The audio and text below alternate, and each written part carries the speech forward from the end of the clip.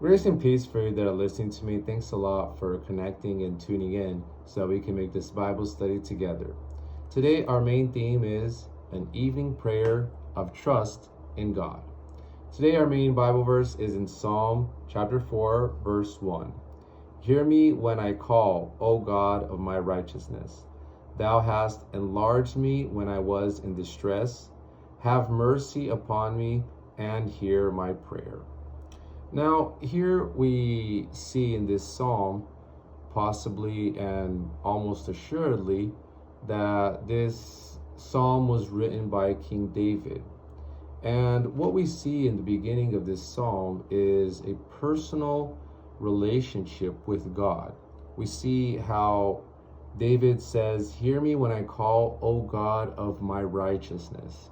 So, what we have here is a personal relief that David has to know that God will answer him every time he prays to him, every time he humiliates himself and he wants to speak with God, he will speak with God. And we see here how David, he has a personal relationship with God, calling him God of my righteousness, like a dear person, like someone that was very close to him.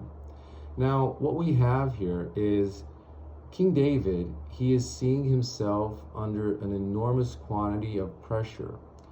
We believe that this psalm was written when King David was facing Absalom, his son, the rebellion that his son had against him. And possibly this psalm was written after this rebellion ended, which ended tragically for King David. Absalom was killed. Even though King David did not want this to happen, King David was willing even to sacrifice his own life so that he could spare his son's life. Just that things did not come the way he wanted them to come. And we see here how King David, he has his trust in God, even though all these circumstances are happening around him. A second point that I'd like to point out here is God protects those who are faithful. So what we have here is God separated his holy ones so that they will, even though they are in certain circumstances, they will be protected. We understand by this principle that what defines you is God and not people. So we should always maintain ourselves faithful. We should always keep ourselves, even though no one is watching, even though there will be situations where you will be in a certain circumstance where you can do something and no one will know about that, but you will. So that is an important point for you to observe, for you to maintain, for you to be very concerned about, for you to be faithful in every situation, no matter what. Because we have a God that sees even through our thoughts, that even sees what happens inside of our hearts, all of our thoughts, all of everything. He understands, he sees. And when we as Christians, we maintain ourselves faithful, God, he will bless us. A third point that I would like to point out here is an advice for angry and or fearful moments. Angry or fearful moments. See, these moments, they are very critical in any person's life. But in a Christian life, even more, because there are moments where we are being proved. And this test that Christians pass through is observed by much more parties, let's put it that way. So when we are passing through moments of that we are angry, that we're in fear, that we're very anxious, the main thing for us to do is to stay calm, is to stop. It's not for you to paralyze. It's not for you to be absent. It's not for you to be idle. It's for you to stop. For you to stop so you won't do anything stupid. So that's the main point. So you must stop and you stay in a spirit of prayer, because in that moment you're passing through a moment that you're not in the best condition to be taking a smart decision.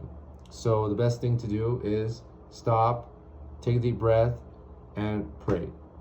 Another point that I'd like to point out inside of this psalm is that many people today ask about, how about prosperity? Where is the financial prosperity? Where are the returns? Where are the resources? Where is the streets of gold? Where's the pouring of rains and rains of money? Where is that? So, and we see these blessings in the Bible, just that the prosperity that we are to seek, we as Christians, this prosperity, it will come to our lives naturally.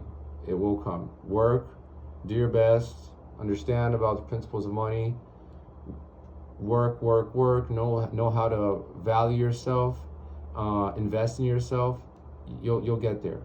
But what we as Christians should seek is not for financial prosperity.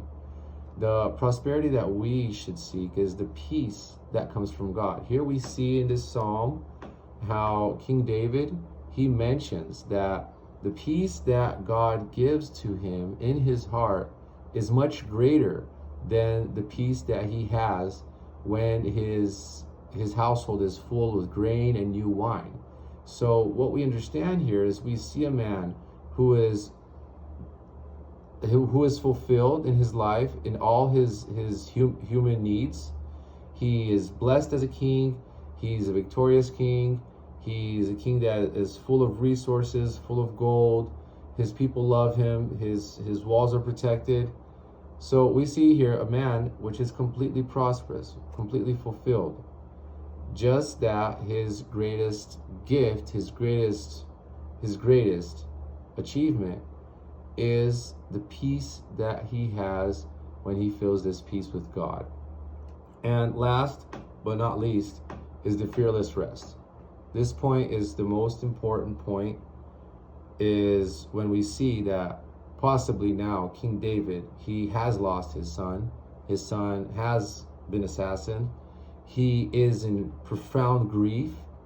Just that he says to God that he is in peace. He will rest because only you, Lord, can make me dwell in safety. So what we see here is King David, not that his problems they were solved. We do not see that his son came back to life, the problems disappeared, all the people that he killed because of his rebellion, their lives came back. No, that did not happen. What we do have here is King David finishing this psalm saying that he will trust in God, not because his problems finished, but because he believes that God will solve everything in his life.